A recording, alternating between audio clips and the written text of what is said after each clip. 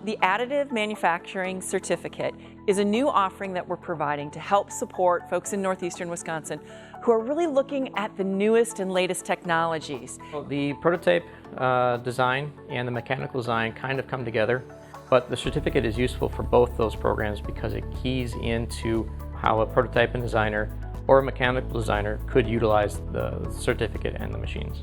The students would learn a little bit about technical drawing, three-dimensional modeling, then all of the different technologies, the 3D printing technologies that we have in-house. The 5 classes that make up this certificate are all part of our current Prototype and Design Associate degree.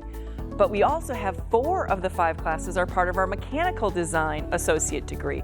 So it really brings together both what can you do new in design that supports additive manufacturing, and then how do you make sure when you print these, when you 3D print these, you get the best quality and you really meet the goals of the product that you're trying to achieve.